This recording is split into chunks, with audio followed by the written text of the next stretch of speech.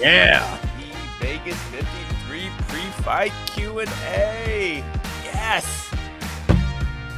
Yes, indeed. It is the People's Pre-Fight Show. We are live here on the MMA Fighting YouTube channel exclusively because UFC Vegas 53 is about to kick off in about 28 minutes and 22, 21, 20 seconds. And it will end with a really good main event in the UFC's bantamweight division, where at least we have two ranked bantamweights. Technically not a bantamweight fight, but Rob Font versus Marlon Vera. What a scrap that shall be. We are now down to 11 fights. Let me introduce the panel first before we discuss that. We have Jed Meshew here, joining us from the great state of Georgia. Hello, sir. We have to, we'll have to figure this out for Jed. And we have Casey Leydon here as well on the ones and twos. What's up, buddy? You talk into the mic and we hear you. It's so simple, Jed. I mean, yeah, I don't know. You know, AK Lee doesn't have this problem. I mean, come on, man. I know. He just has his internet's like in a freaking microwave 95% of the time. So, all right. Well, while we figure this out, we need some breaking news music for those who may not have heard. Wait, where's my breaking news music? Breaking news. Where's my breaking news music? Oh, here we go. I know we have breaking news. Here we go. So as we mentioned moments ago, UFC Vegas 53 is down to 11 bouts because Tatsuro Taira versus Carlos Candelario, which was supposed to be the flyweight opener, is now off the card. It is being moved to May 14th. UFC announced that it was due to an illness to Candelario. So people blame me for this because literally my article from my interview from Taira drops on MMA Fighting at 2 p.m. Eastern. Then at like at 2:02 p.m. Eastern, the fight was scrapped. So there you go. I apologize. If you want to blame me, if you need somebody to yell at me, but it's not my fault. Sorry. That was a great fight. I was looking very much forward to that one. And now we get 11 fights. So there you go. Can you hear me now? Oh, man. Jed, you sound great. Music. There Yeah, I mean, I remember when the feeling I had when I heard Stevie Wonder sing for the first time. I feel the same way right now.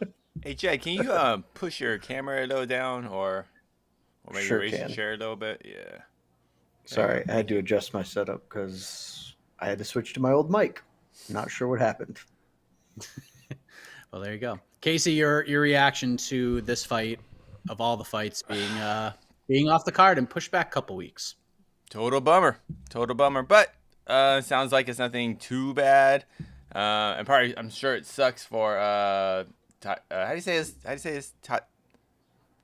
Taira. Taira. Yeah, it sucks for him. It sucks for them because I'm assuming that means two more. I'm assuming they're not going to go back to Japan. So I don't know how that works. The UFC is gonna. That's just they probably got no dogs and no kids. I don't know the coaches, and there's a lot of life going on, So I feel for these fighters and their camps, but good for at least it's just 2 weeks. Is that? Because they can't put it on the pay-per-view, I guess, next week, which would be kind of cool. But I guess it just didn't work out that way. So is there an Apex card? What is that? Is it what card is that? It's May 14th. It's the Jan Blachowicz. Yeah, Jan Blachowicz, Alexander Rakic card. Okay. So it'll be on that one. Taira's been in Vegas for a while, so it's not like he's had to travel. It's not like he flew all those miles, weighed in, and then has to fly all the way back and then fly all the way back. Like, I think he's been in Vegas for months. But at least that's what I care about everyone, and it's coaches too. There's coaches too. They have the other students and other camps and families to take care of. So, man. What was the illness? Undisclosed, probably bad rehydration. Undisclosed illness. Yeah, undisclosed illness. It's for flyweight for sure situation. Bad. Yeah, for sure a wake up problem. Yeah, so kind of a weird week for manager Tyson Chartier because he manages Rob Font and he also manages Carlos Candelario. So crazy, tough week for the man. That's for sure. All right, so this is the People's Pre-Fight Show. If you're new to this, we just answer your questions the entire time. So if you want to talk about this event, you want to talk about Katie Taylor versus Amanda Serrano, you want to talk about you want to talk about who the BTL champion rightfully should be, we could talk about that.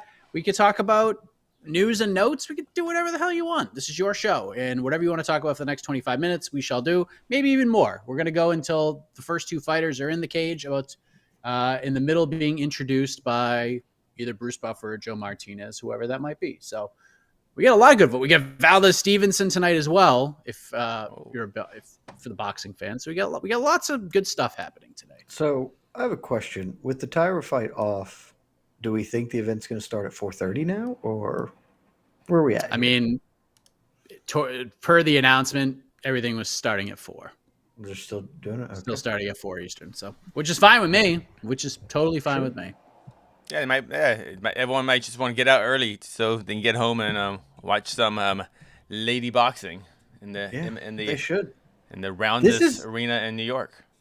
This is the rarest thing that we get, which is an early Saturday card that isn't like in Europe or something. Like this is just, and it's only 11 fights, which is 11 fights used to feel like a lot, but now that's an appropriate number. Nah, 10 to 10's the sweet spot. 12 is the top end of what I'm comfortable with.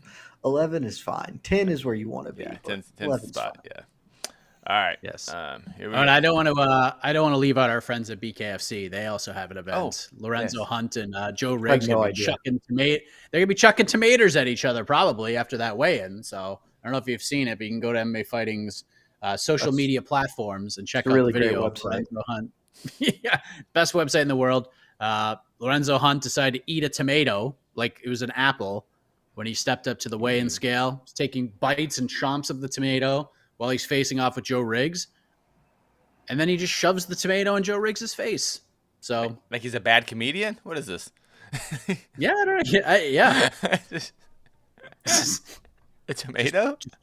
Chucking tomatoes. I mean, here we go. So random. Gotta love BKFC. Tomatoes only in BKFC. It's a really good vegetable to attack someone. I thought tomatoes are a fruit. Sure, whatever. That everyone at home. Are tomatoes fruits or vegetables? Because I thought they were fruits, even though they don't look like a fruit. But okay, tomato talk. That's what we're talking. All right. Where's AK when you need him to put a better than this card? All right. Let's get after this thing. Richie Zamora, who looked better in their most recent loss against Jose Aldo, Chito Vera or Rob Font? Me, and don't throw the New England bias at me. I think it's Rob Font clearly. Just look at the numbers. Rob Font put up really good numbers. Rob Font, like I've said this many times, if you want an actual fight to look at to how fights are scored and judged in 2022, that is the perfect fight. Because if you looked at that fight from a statistical level, you look at it from numbers and strikes, you would think that Rob Font beat the hell out of Jose Aldo for 25 minutes because Rob Font doubled him up on significant strikes. He outstruck him in every round but round 4 because Aldo landed that takedown. And it wasn't even close. Like Font was outlanding Aldo by like 20 to 30 every single round. But again, Aldo landed the big knockdown shots. That was the difference maker in the fight. So to me, I feel like Rob looked better. I felt like the fight was closer. Even though there are 50-45s in there, I felt like it wasn't indicative of how close the fight actually was. At least that's in my eyes. Jed, your thoughts? Who do you think looked better? Chito Vera or Rob Font against Aldo? I think it has to be Rob Font, but I think there's a case mainly because, Rob did like a lot of great work, but then sort of just lost rounds with giving up position and just getting dropped a bunch. Chito just sort of got beaten, but he also didn't look nearly. The lows were lower for Rob Font than they were for Chito Vera, right? Because like there were some times where it looked like Rob was done and dusted. So overall, I still think it's Rob Font because I give credit to people for surviving, being concussed. Nope. But I could see the argument for Chito at least. I'm going Chito. I thought Chito had a better fight, honestly. But I don't want to really compare them because one was 15 minutes, one was 25 minutes. Those are two different fights, and I think I just think they're not really comparable. But I don't remember the Aldo fight being as close as you thought it was, Mike. I'm going by the statistics. Look as at a whole fight. as a whole. Well, no, Round by even round. from Well, I mean, numbers. but Round by round. So every round, in every round, did Vera get hurt? I'm sorry, did Font get hurt in every single round? Because about 85% of people had Aldo winning every single round. No, And but Yeah, no, he got hurt in 2, I think. Also, Aldo had like 4 minutes of top control in another round. round And 4. then, That was the yeah, fourth round. it's 4th round. He had a bunch. He had some control in the 3rd too. I thought maybe A little he bit, controlled. yeah. He controlled the fight kind of pillar to piecing him up in the post. third. Yeah, Yeah, round one, Font landed 36-26. Font was on his way to winning that round before he got dropped and he with got like clipped 15 right at seconds. the Second round, Font outlanded him 48-23. But again, Aldo landed the more stunning shots. Yeah, If you're going to give Font around round 2. Round 3, 37-12 for Rob Font. 4 was 10-10 because of the takedown. 5, 18-15. That was the closest round, but Rob outlanded Aldo 18-15. Are these UFC again, stats? if you look at it, Yeah. yeah. I would love actually because I don't want to put the energy into it, but like let's give it to AK to actually review the stats that the UFC gives us, because I am not satisfied with the UFC stats, because I see the people when they do the stats backstage. It's just a couple of dudes on PlayStation controllers watching the fights, just like us going, land, don't land. That's all it is. It's not like there's no smart cam, there's no no PFL technology that's going what into this. stats are. Well, I mean, but you don't. But You pick in a box. no, but like this, if the strikes are landing and not landing, like there's no partial lands. We're counting things that. No. Yeah, that's what I mean. Yeah, Like there's no partial lands. It lands, or if it makes contact with the body, it counts as a strike landed. Yeah, And the numbers are giving that's are not not total strikes; they're significant strikes. Yeah, and even the There's significant more- strikes, like because like we've seen Significant guys. strike definition is very dumb. It's but very. That's sure. the part that it's so dumb, because what didn't Gilbert Burns get dropped of a jab? Yeah. And that's not a significant strike. No, jabs are significant strikes. Then what aren't Significant strikes are significant strikes according per the fight metric things are strikes landed at range, or I think from top position. So yes, though that's not, strikes you can f someone up in the bottom of their elbows. You can do a lot of things from. I'm not distance. 100% certain on that last part, but I Yeah. am certain that strikes landed at range, so jabs and any of that count as significant strikes. So they don't count knees. I would assume so, think but they do. I'm not fight metric. I know. Yeah, I don't know the answer. I'm just really yeah. Sorry, we can. I can go the rest of the 15 minutes wondering what this means. Sorry. Yeah. I mean that fight is volume versus damage. Like definition. That's the definition of volume versus damage. How about? I think the main takeaway from this question is Otto looked like he was clearly the better fighter against both these guys. Oh, 100%. Okay, 100%. I think that's. Yeah, I think that's really the. Yeah, 100%. All right.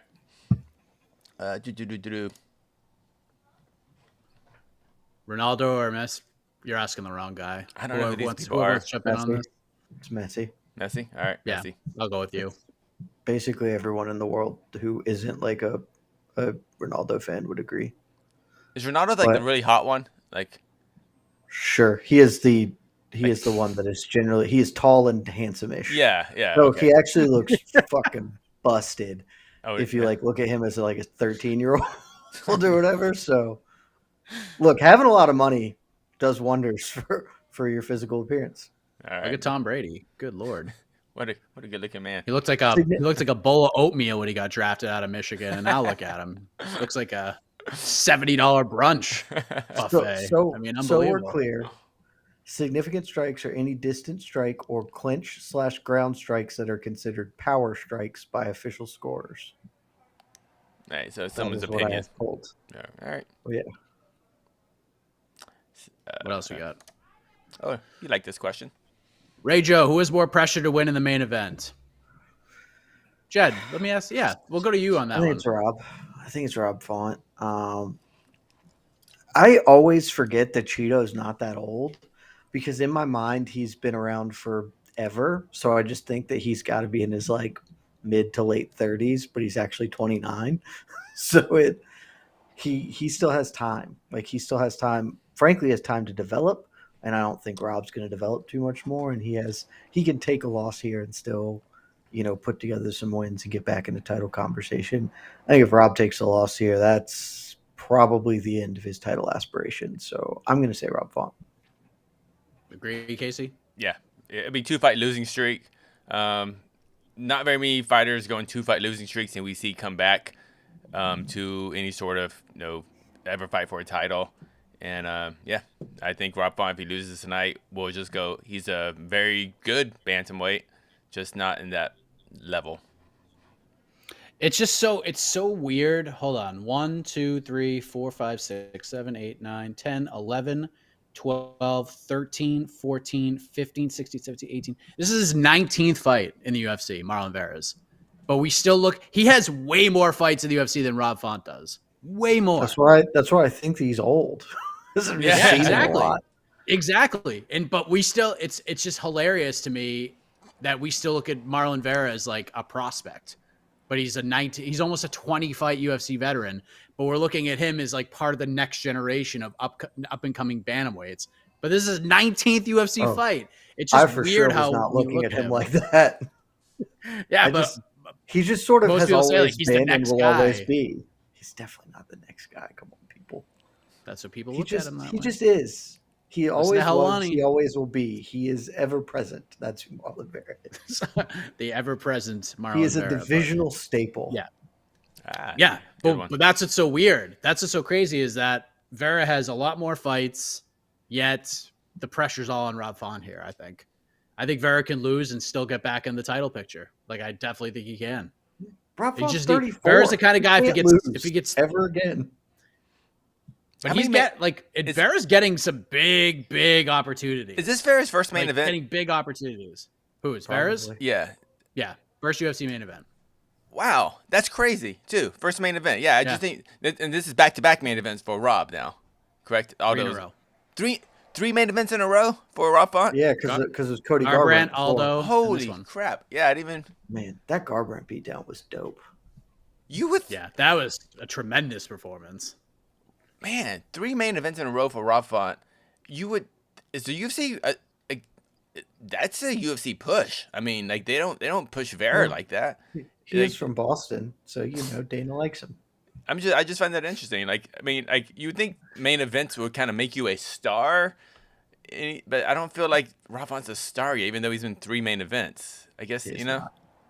Yeah, he's a fun fighter. Yeah, he's just a good fun fighter, and you're for the most part you're gonna get a fun fight with Rob. Yeah, that kind of surprised me. Yeah. Oh, by the way, just to go back to what we talked about, tomatoes. Yeah, everyone's saying fruit. Yeah, so cool. I mean, I'm with you.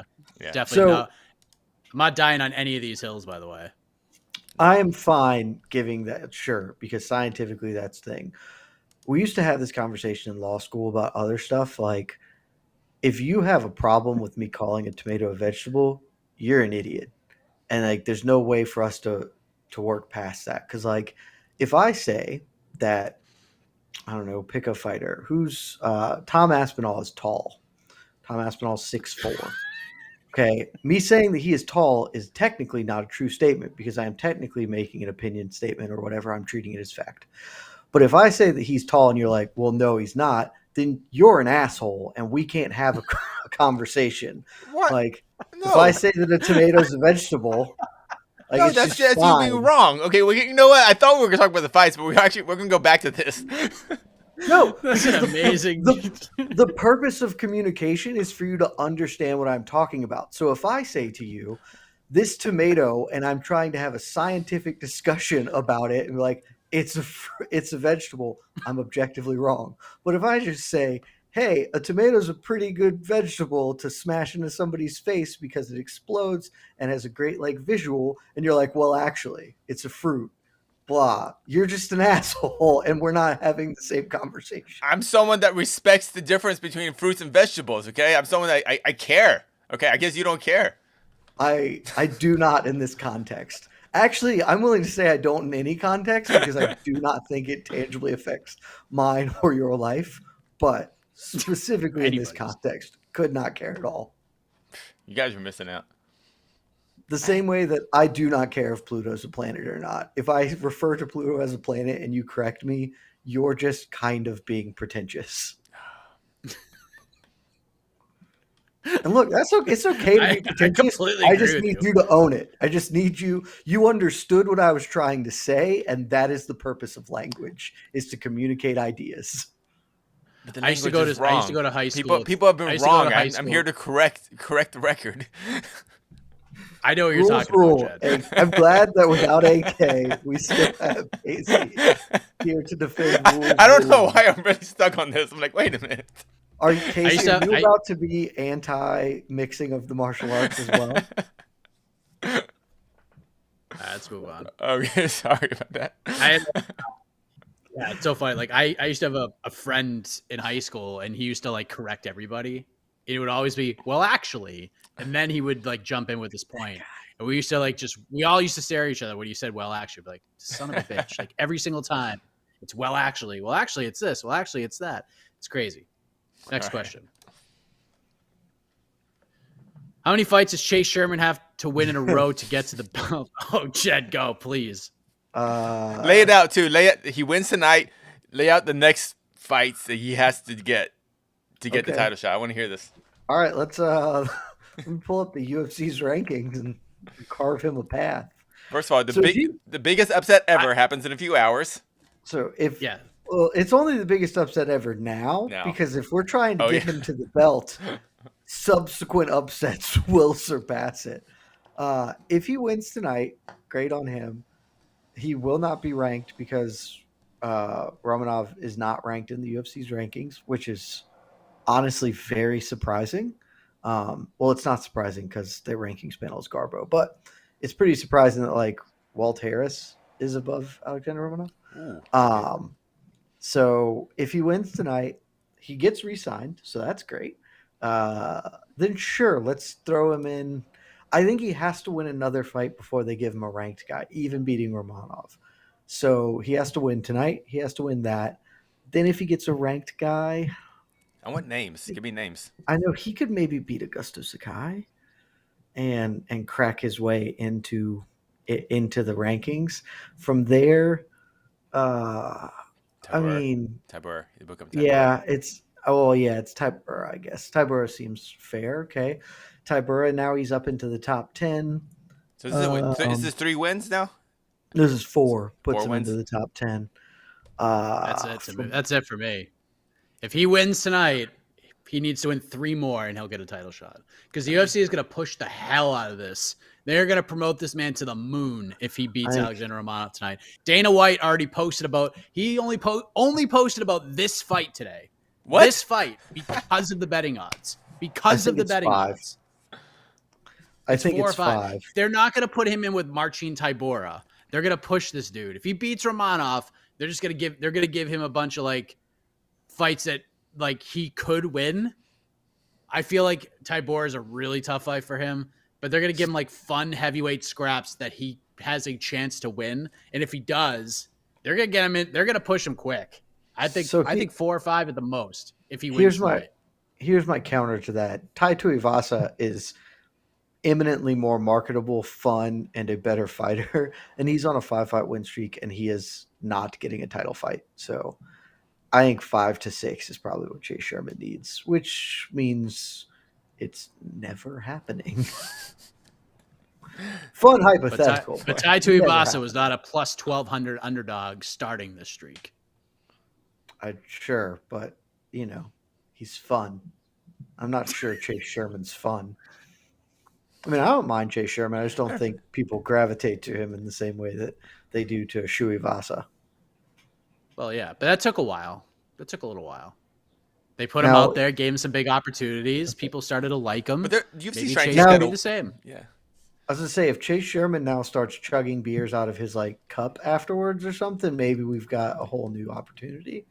But I feel like he's 6 away from a title, which might as well be $1 million away, frankly.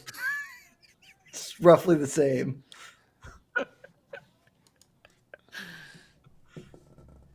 I know nothing about boxing. How pumped should I be about the women's fight tonight?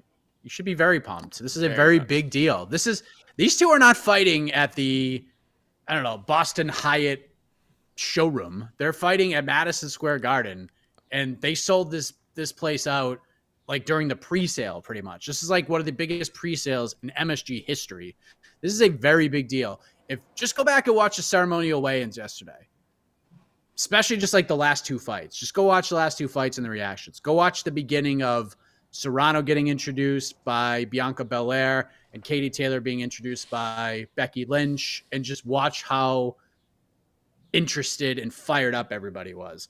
I left that thinking that this was a very big deal. It's the two best women on the planet fighting for all the belts. Like, it's just it. Like, we joke about all the belts. This fight is literally for all the belts.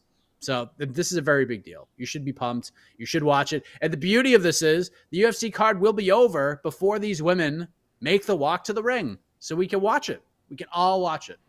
And that's great. That's awesome. Even I'm happy the UFC and the people at ESPN have enough respect for combat sports overall and for this fight. They see the significance of this fight too. So it's awesome. And yes, you should be pumped. And everyone, please watch it tonight. It's a historic event for combat sports. Yeah, and then Valdez Stevenson's coming up too, and I think that fight with those two will walk after these women fight, if memory serves me correctly. So there, I mean, if you are a fan of just fist fighting in combat sports, I mean, you're going to get a whole bunch of goodness back to back to back tonight. Valdez Stevenson's probably the best fight of the whole weekend, but it's the most under the radar fight of the entire weekend. That's on ESPN Plus, by the way, for free. Javon, Jed, you know, as someone with a JD, people argue about No, how that's the actually placement of an actively Oxford true, comma though. affects the interpretation of entire contract. Tomato is ambiguous. We need canons of construction. Tomato is not ambiguous. When I say tomato, you know exactly what I'm talking about. A fruit. That's what you're talking about. I'm talking about, sure, a fruit. You all have an idea of tomato. The Oxford comma is extremely necessary, and everyone should use them. Thank you. Okay, now we're back. Now we're on the same team now. I'm very pro Oxford comma. Thank you. Ooh, that grosses me out when I found that out. That it's not a thing. You don't need the Oxford comma anymore. I mean, you do. It's very stupid. I was disgusted. All right. There you go. I mean, you gave me 1,000 guesses of topics we were discussing the People's Pre-Fight Show. Oxford comma Tomatoes and Oxford commas would not be up there. Jay Gabriel, do you guys think GM3 will get the submission? It'll be 4 submission wins in a row if he does after losing to Hamzat Chimaev. So, Casey, what is your prediction? Gerald Meerschaert, Krzysztof Jotko. Does Meerschaert win? And if so, does he win by submission? When I do my picks, I almost always pick with my heart, and this is one of the ones I went with my brain, and I did pick Jotko, even though I really want GM3 to get another submission win. I just don't see it happening tonight, but I hope I'm wrong. This is a fight. Of all the fights on the card, this is one I hope I'm wrong with, and I'm a fan of GM3, and I hope he gets a submission, but it's gonna be a tough one tonight. Jed. Yeah, no, he's not going to do it. Jocko's been tapped once. It was that guillotine from Magnus Sedenblad, which is not, it's forever ago, and also was weird. And guillotines are different. Like, sure, if Meerschaert gets a chance, but it's like guillotine is not. At least I don't ever envision them as like traditional grappling. It's more like a opportune submission, and I strongly doubt that at this point in his career, Jocko is just going to hand his neck over to Meerschaert. So this fight's going to be awful for the most part, is my anticipation. It's going to be real bad, and Jocko is going to outpoint him. Yeah. Well, if I had a saxophone, if I had a saxophone with me right now, I would play it, and the song would say Gerald Meerschaert by 3rd round submission, baby. It's going to happen. He's going to be down 2 uneventful, not fun rounds, and then he's going to come out of nowhere, and I don't know how he's going to do it. Maybe a knee bar. It's going to be something weird and out of the blue. Knee bar submission. Gerald Meerschaert, 3rd round. Meerschaert by submission is only plus 300, which is always super weird when the most probable prop line for a fighter is a submission. It's just like, oh, this guy's a one-trick pony. He's plus win by decisions like plus 550. So it's really, the books are saying Meerschaert's either going to tap him or lose. Yeah. Right. Meerschaert likes these these grimy fights. He's, Jocko wins more of them. There you go. Do you actually play the sax, Mike? No, I used to play the trumpet though. But I would try. If I like somehow had a saxophone, I would pick it up and just blow air, and it would I sound would horrendous. love to see you attempt your first ever attempt to play the saxophone. Just be on air. I'm sure that would go great. Saxophone. Like Lisa Simpson, baby. Saxophone. Let's go. Saxophone. Saxophone. Omamabo. Saxophone. That's so nice. That's always funny. Okay, give us some more questions, people. We're done talking about fruits. Sorry. So, any more questions? By the way, I'm looking at a highlight of Chase Sherman just knocking fools out as they're previewing this card. So maybe that's a sign of things to come. Chase Sherman, future UFC title challenger. If he wanted to do that in the third round, that would be great. I would love that for my bank account if he wanted to do that in the third round. That's a crazy question. Yeah, I know. Let me head back up. See, find some more questions. Give some questions, people. Yeah, here we go. We got thoughts. We got multiple fights. We got lots of fights. Tristan Gordette, how do you see Grant Dawson in the landscape of the lightweight division? Tough fight against Gordon tonight. Where's the ceiling, Jed? Where's the Dawson ceiling go at 155, in your opinion, and in others, the best division in the sport? I don't know. He's a really good fighter. I'll be interested to see. I did not realize he changed training camps until we were talking about it the other day.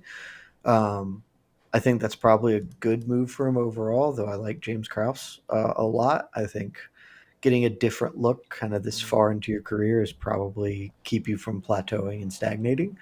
And look, there's nothing the ATT can't do as far as I'm concerned from a coaching standpoint. So I think that's a really good place for him.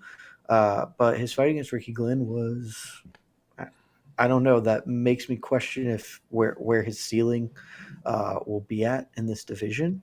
I think he's got the talent to make a run to the top 15. Whether he will ever be able to consistently sort of put something like that together, that's where I have that. I could see him being an Alex Hernandez, a guy who briefly gets into that top 15, but kind of can't hold the spot and then sort of struggles. Or I could see him, just getting in there and holding it down for a while, like Masaran Duba style, just being like one of the guys who's really good but underrated. I could see him kind of anywhere in that zone between top 10 to top 25. But I think that's where he settles. I don't think he makes a real run at the top. I think Grant Dawson, the guy who says, by this age, I'm going to be top 10. By this age, I'm going to be top 5. By this age, I'll be UFC champion. If he wants to get to either of those places, he's got to win this fight. He's got to beat Jared Gordon. Because if he doesn't beat Jared Gordon, I think he's going to comfortably beat Jared Gordon, though.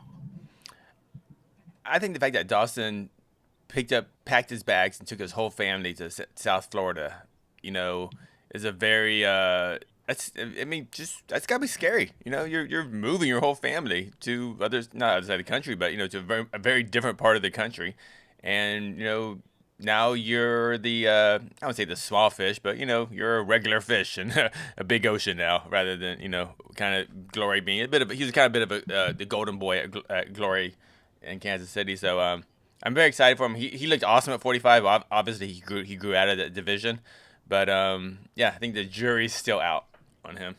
I don't think if he wins big tonight, who knows? He might be the star of the night tonight. Who knows? By the way, John Anik, Michael Bisping, Dominic Cruz, commentators tonight. Well, 2/3 of the way to a good crew. Wait, sorry, John Anik. Who else? Cruz and Bisping. Cruz and Bisping. Wow, what's the 2/3? I don't like Dominic Cruz in the booth. I never have. I also don't like Daniel Cormier, so I would like both of the DCs to not work a commentary booth. What about when they worked together like a week ago? Did you enjoy that? No, it's even worse. My primary issue with Dominic Cruz is that he is Dominic Cruz in the booth, and like that's not good television. Like it's just like Uh, he's just he we talk about a man who carries himself with an air of haughtiness. It's Dominic Cruz, and that is a vibe as a fighter. Like I have loved his mic work, trash talking other people, and just kind of not caring about their existence. But when he does the same thing to the fights he's commentating, it's just like, all right, man, I get it. Right here, you would be putting an underhook and trying to do this thing, but that's not what this guy's doing, and that's not his style. So it's okay for people to fight not the way that you fought. In fact, most people don't fight like you fought Dominic Cruz. So let's just talk about that instead of being like, well, this guy's an idiot. He's not taking the underhook here. He's very, very hard to listen to. Dominic Cruz is my favorite color commentator in the UFC. So we're very different people. Very different people. outside of the Oxford comma. Yeah, I'm with you on Daniel Cormier though. Cormier is getting worse every time. Cormier is getting worse, but as long as Cormier can stay focused, and I actually think Dom keeps him focused. I thought they were as long as they didn't get distracted and start when they were focused on the fight and really watching it as if they were just like coaches, just like outside the cage, just like critiquing it. I really enjoyed it. I thought I actually learned some stuff, but the problem is it's a lot of fights and these guys get distracted sometimes, and I get it. That's the thing. Like I would like Dominic Cruz in the Dean Thomas role, like where you just get him for a minute. Like I don't want him for 15 minutes, 12 times a night. That is so much Dominic Cruz. That's fair. Yeah. That is fair. I will give you that for sure. All right, let's get to this question. Do you think the Apex is going to be the forever home of UFC fight nights? I find the select small-scale crowd is anticlimactic, especially for the walkout. So your thoughts on Apex fights, Jed? And I think we know the answer. It will not be the forever home because we've already had a couple this year be outside of the Apex. London, Columbus. We got Austin coming up on June 18th, going back to London on July 23rd. So we have... At least we're trying to get out of the Apex. Do I think the Apex is going away? No, I don't. But I don't think it's going to be the forever home of all of these fight nights moving forward. Yeah, it's for sure not. I mean, we're going to get it probably once a month once they're really back up and swinging things. And I'm okay with that. I wish it would go away forever because I don't like anything about it, basically. Like it's you can feel it even through the television. You can feel the difference between being like an event held with an active, engaged crowd, and you just simply don't get that at the Apex. So, I mean, it's really convenient. It's a very efficient system for them to do things there, but they're already getting back out on the road, and that's just going to increase. And that's cool because one of the things that I have always appreciated about the UFC is that they travel. It's a traveling circus to like big cities and small cities, to places that otherwise wouldn't get an event like this, and it's an interesting, cool thing for them to do. So I'm excited for when they get back out on the road in earnest, as opposed to this sort of dipping their toe in that they've done so far. Actually, I started not liking the Apex when they brought like 5 fans. Either I enjoyed like the best fight card was still. Or fight was still Tony Ferguson versus Justin Gaethje in a stadium, well not stadium, but a basketball arena with just the corners basically, and like it was so cool sounding. But once you have like 15 fans in there, I don't know, I feel like you can hear, I can hear them. I don't know, I feel like I can hear each individual person. I just don't like it. Yeah, so I'm over the Apex, but please keep the Apex tiny cage. Oh yeah, for sure. Just use that cage. That cage rules. Objectively, that is objectively the best cage, other than the Yama Pit. That's the best fighting surface in MMA. But outside of that, the UFC small cage is the second best fighting surface. Well, third, the smart cage. Can't forget the smart cage. It's the smartest one out there. It's the smartest cage. I'll tell you what, the smart cage probably knows that a tomato is a fruit. Okay, well, I'll ask Ray Seppo. I'll ask him. They're coming to my neck of the woods like next month or whatever. I'll take care of it. I get to see the smart cage in person. I'm so excited. You're gonna be so intimidated. I'm going to do an interview with the Smart Cage for the website. I've yet That's to pitch amazing. that. I've yet to pitch that to Brian, but I just thought of it, and I'm now going to pitch that. If you ask the smart cage questions and it just types out answers, that'd be the greatest thing ever. We've got time to make this work. It's just like yes. It's the best. It becomes like a sentient being. It's kind of comes. Hey, we've done some good here today. If no other reason, I now have a new idea. All right. BTL Jed versus the Smart Cage. Let's go. Dana never stuck to his word to do an event at Tachi Palace. Yet. Listen, don't rule it out. Might happen at some point. What a crazy time that was. That was nuts. That was like a week. That was like a week after I started. It was a week after I started MMA fighting. John Jones gets arrested, then Tachi Palace, then the fight's off, then the event's off, then it's back on for like 3 weeks later. That was a crazy stretch. Dude, this was still very pre-vaccine, right? Dude, this was right when COVID happened. Yeah, this is we didn't even. This is when Dana we're still was gonna go to Tachi because we had just started the first lockdowns. Like, screw that. It was like a They'll week let me into it. go. Yeah. And this is when we were afraid to touch doorknobs still. And I don't know if I can touch that doorknob. I don't know what's going on. And yep. Man. What a crazy time. That was crazy. I know. And then Mickey Mouse shut it down at the last second. Mickey Mouse made a phone call and shut it down. Mickey Mouse has reach. Got reach. I just remember one of the things I remember from that time frame was Calvin Kattar and Jeremy Stevens were booked to fight 19 different dates. And then they finally fought at UFC 249. It was wild. That was a crazy time. What else we got? Yeah. Okay. We got anything else? We got we still don't have anybody walking to the cage. They're not gonna make the walk for 20 probably. Oh, My guess is they'll make the walk. Yeah. So I guess all right. Yeah. I'm just gonna start throwing everything up here. Mike. Did every small cage outside the Apex? Right? Yeah, they have. If you're the smaller Vegas venues, they do. It all depends on the lighting grid they can get into. If the space is big enough, they'll go for a bigger cage. If it's not, they go for the smaller cage. In the Apex, the lighting grid is built in already. They were never supposed to do UFC fights in there. It was going to be Contender Series, all the other stuff. So that's why that's the only reason why they're in there. So what were you gonna say, Jed? I was gonna say, Mike, how do you feel about Bill Belichick's drafting going? Because I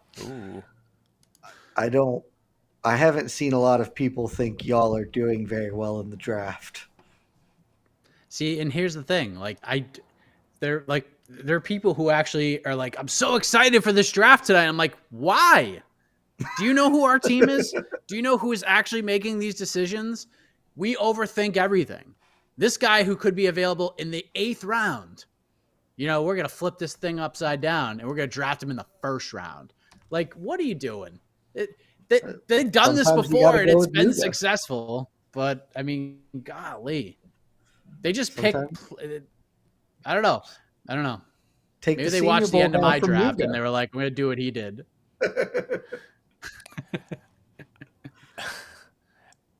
I enjoy everyone's enthusiasm about the draft, but I find the draft the most boring thing in sports. That is we are so different. I desperately wish MMA had a draft. It's one of the most fascinating things to me. Because that was that was a great pick. That was a great pick. That was a horrible pick. I was like, how do you know? We don't know for years from now.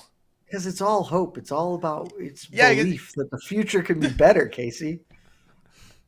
That this might be where our franchise turns around. But I do like in the NBA when they do the ping pong balls and pick out the lotto numbers. I don't know. I like that for some reason. Outside of that's as far as I go as far as draft. Casey, I think you should watch. They do lottery drawings 4 days a week. Oh, I love You just those. watch those. I love those. It just goes whoop, and it shoots up the ball. I'm like, wow, I got to get Oh, one I of used to those. love that. I used to Yeah, love that. when those first started airing, I would love watching those. And like They would I do was, like twice a day in Boston too. It was great. and what I would do, like I would write my own lotto numbers down on a piece of paper, and of course I wouldn't win. I was like, dude, I just saved $20. Good way. I What if felt you had rich. hit? If you had hit though, I never hit though. then Never hit. but then you would have just been devastated. Oh no. I know it was risky. It was risky. All right, Jed, what are your opinions on MMA being quantity over quality these days? I don't know.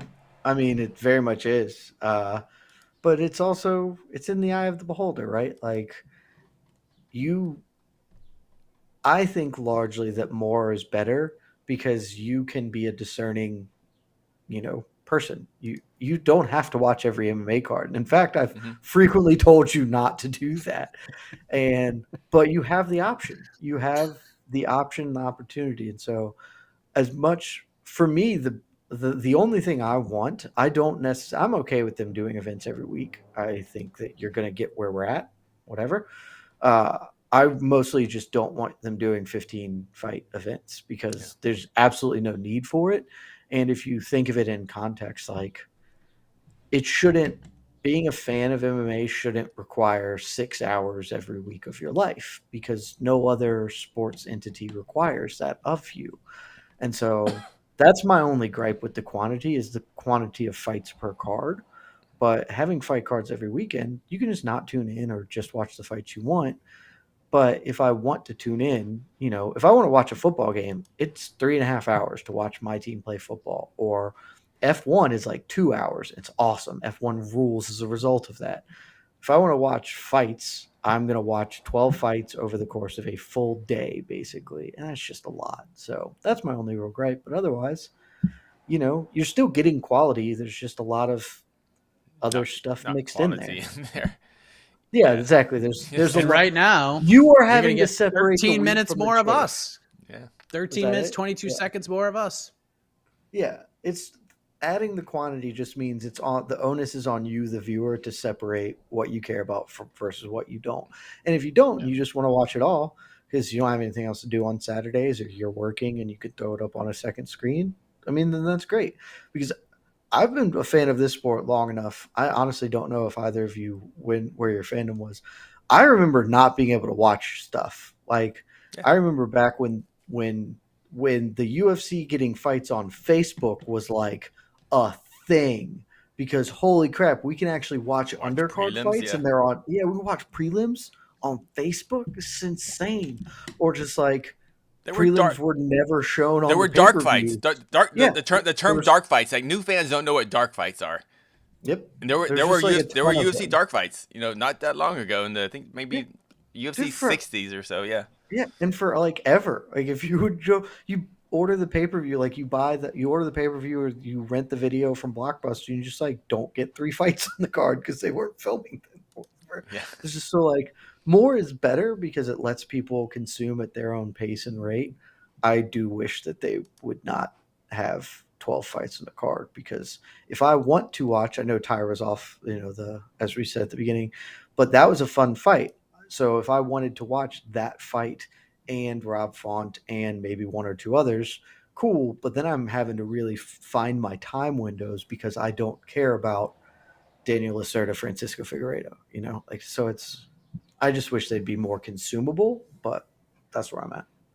I totally agree with you, but it sucks because of because like I want to skip fights too, but I also want to be able to look at my phone and social media and not see results, and I just can't. It's hard to do both. So You, that's what kind of yeah. sucks. Yeah, you just If have to you turn if you everything skip off. an event, yeah. If I skip an event and I'm just like, I'll just watch it tomorrow, I just have to accept that I'm gonna get it spoiled, or I have to not be on social media because you're gonna know everything that happens. Yeah. Yeah. All right. Quick questions. Blades versus Aspidol just announced who wins. That's right. We have confirmed. That is a report from our good friend Ariel Hawani. Blades versus Aspidol, main event of UFC London, July 23rd. It's a good fight. It's an interesting fight. I didn't think we'd see Blades so quickly, but we're getting Blades back quickly for this big one with Tommy Aspinall. So Jed, if you're picking Tommy Aspinall, sing the song. But early prediction for this big fight between Curtis Blades and Tommy Aspinall. Tommy Aspinall.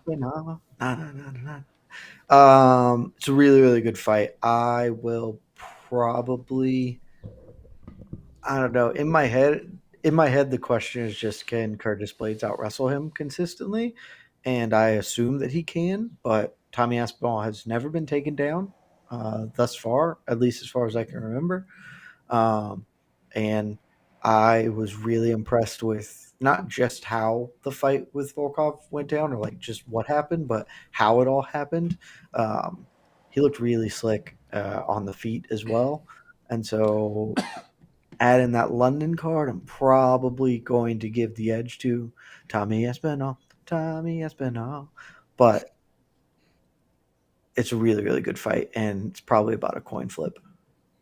Yeah, I would go coin flip too. What I love about fights like this too is that for me, no matter what happens, we're gonna see something that we've never seen before. Either Blades is gonna lose in a way that he's never lost before, or Aspinall's undefeated, correct?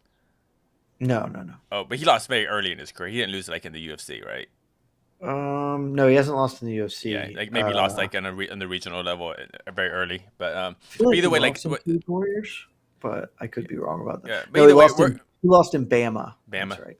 But I love fights where we're gonna see something that we've never seen before. I think, and just unfortunately, I think for Blades, since I'm pretty sure Blades is higher ranked. Like I don't know how much Blades is Blades ever gonna be good enough within the UFC like brass to move the needle enough to ever get a title shot? I'm not sure. He's gonna have to just win consistently. Yeah, And things are gonna have to break right. Like, also, if Ngannou's the champion, it's really hard. Yeah. He probably needs 3 more wins. Like he beats Tom Aspinall, and then he maybe gets a title eliminator off that. Like maybe. Are Blades' losses only to Ngannou and Lewis? Am I forgetting anyone? No, pretty sure that's it. Yeah, so that's wild. So Blades was only lost to guys that can, The 2 biggest punchers in probably the history of the sport. Yeah, that's why I think this is so interesting. It's like, okay, so Aspinall has to do something that, because he's not, he's obviously a really high level heavyweight, but he's not that type of fighter. So, man, super cool fight. Super cool. I love it. Really good fight. Still think Tai Tuivasa was the fight to make, but still a good fight. Tai versus Aspinall? Yeah. Who's Tai fighting? I forget. Did he already get booked? I assume he's not booked yet. Yeah. Is he trying to wait it out for when John Jones inevitably screws up the whole Stipe thing? No, it's not. I haven't confirmed it. We haven't confirmed it across the board, but let's just say we're looking at Cyril Gane September 3rd. I've seen. Yeah. Oh, I remember this. That's an awful fight. See, I like Gane Blades better. They haven't fought, right?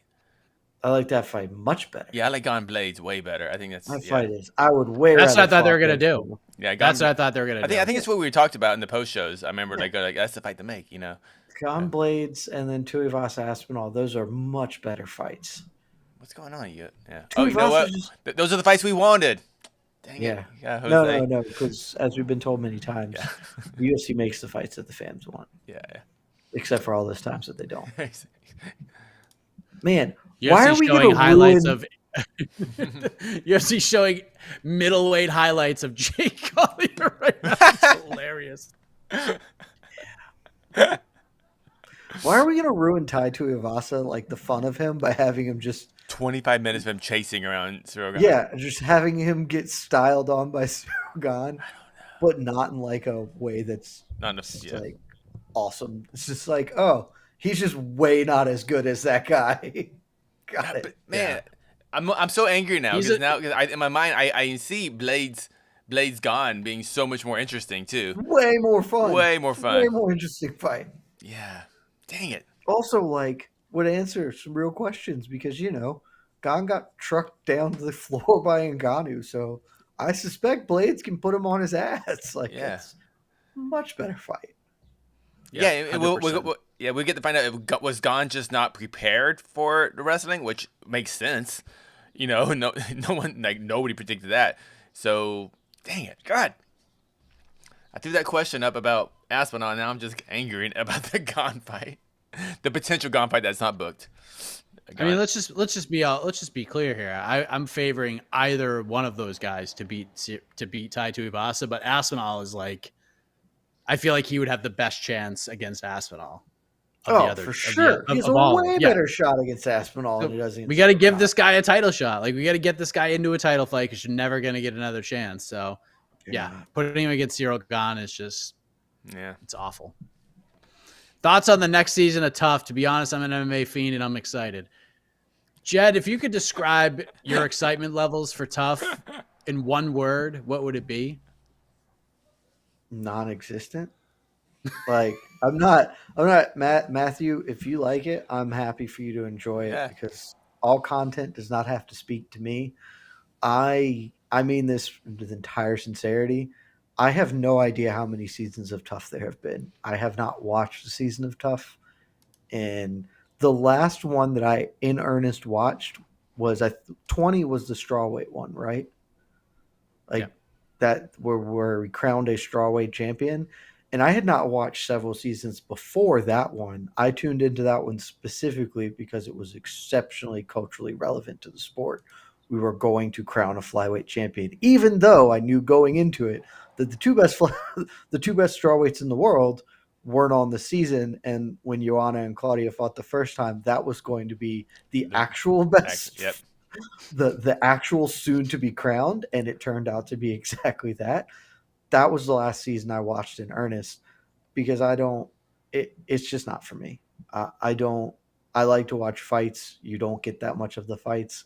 I do not care at all about the structured drama there, which I don't know why, because I like a lot of other Garbo reality television, but that has never been good to me. So if you like it, I'm happy for you to enjoy it. I think this season, even if I liked it, I would hate it because I don't need to have Juliana Pena on my television all that often, but that's just me. Yeah. I just like this question. Like, to be honest, like you're like the MMA fans have to be like, they say it in shame. Yeah, I'm gonna watch it. Oh, I understand the shame of being an MMA fan. Yeah, just in general. just in general. When I explain to people what I do, I never come out and lead with, "Yeah, this is what I do for a living." We gotta get into that. I probably shouldn't say this on air, but like all the time, like if I'm out with new friends at dinner with Esther, and like I can go through an entire dinner and not talk, and no one ask me about MMA or fighting or anything. I fucking love it. I love it because it's such part of our lives. The fact that when you go out and just not talk about and not even think about the sport for a couple hours. It's so fantastic, and no one's going, "Oh, MMA." You know what I mean? I know exactly what you mean. Yeah. One of my least favorite interactions that happens regularly is when I'll go to like I go to like a wedding, and you have your friends at the wedding, but you're meeting other people, and it's like, "Oh, what do you do?" Or I get connected, and I'm like, "Oh, it's my buddy Jed. He writes about MMA, the UFC." And someone who like knows what the UFC is, but isn't a fan. And so then they're just trying to have the conversation. Like, we don't need to, man. Yeah. We don't need to talk about Conor because you don't know anything about him. And I know way too much about him. And there's just a distance that we don't need to cover here. Tell me about being a consultant. That seems better. I know that feels so much. Jed. Yeah, I know that. Because I don't want to be rude, and I love MMA. I love my job, but I need to turn it off right now. Yeah, just like I love this. If you were like an actual fan and we're trying to get into the weeds, I'd be happy to. But like having those forced conversations is just like let's talk about like the Braves or something. I don't know, man. Anything else? We can talk about the draft. Just go back. Just to go back to this question. Because it's a hilarious question to me. Here are the top 3 things that are currently being discussed and are ongoing that I couldn't care less about. Number 3, this actually jumped for some reason. Henry Cejudo coming back is number 3. Oh no, that's Tough. number one with a bullet, baby. Oh no. Tough is number 2. Number 1 is Kamaru Usman, Canelo Alvarez. But they're interchangeable and they change daily in my mind. But those are the 3. Like, if I could take 3 concepts that are on social media, rip them out, put them in a barrel, and set the barrel on fire so we never have to discuss any of these things ever again, those 3 things would go into the barrel. And we would never have to talk about Cejudo coming back, Canelo versus Usman, or the Ultimate Fighter, and I'd be a happy guy. See, the Canelo Usman one just doesn't bother me because it's just so stupid. It's like talking about aliens. It's just like, yeah, cool. Those are fun. But this is the one time where like it makes MMA like oftentimes like we'll see fighters like just go on social media and like challenge a boxer and we're just like, you're an idiot. And they'll be like, yeah, I guess I'm an idiot. And then they'll just stop. Yeah. But Usman is just like, when everybody on planet Earth is just like, Kamaru, nobody wants to see this ever. He's just like, oh yeah? I'll show you. I'm going to send 15 more tweets out to Steven Espinoza, to Canelo. Canelo has gone out in public and said he's not fighting you. He wants nothing to do with you. Nothing. Even though you're the easiest money he could ever make in his life. He's scared. He's scared. He's scared, and he's in a dying sport with fake belts.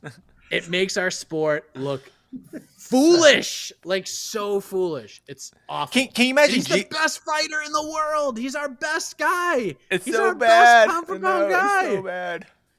I mean, it's so brutal. You know what I'm going to say right now, right? He's only doing this because he don't want that smoke with Hamzat. He knows Hamzat's coming, and he don't want that smoke with Hamzat. Because he could be calling out Hamzat right now. He could be like, hey, that dude just had a fight of the year contender with Gilbert Burns. I need new blood. Let's go. And instead, he's trying to go beat up Leon Edwards, who he already beat up, who's never going to beat him up ever in the history of the world, and no one's going to care about it because it's Leon Edwards. And no, he's like, well, I can't even pretend to sell Leon Edwards fight. Let's go at Canelo. Let's go at Canelo because I don't want that Hamzat smoke. That's a great for as amazing fighter as Usman is. As an amazing fighter. It's just. So you want to fight Canelo because you're a prize fighter. You want to make lots of money, but you're going to BS it by saying this whole whatever, dying sport thing. You want to make a lot of money. Hamzat is the money fight at welterweight right now. That's the money fight, and you fight him now before he gets way better. Hamzat isn't getting worse.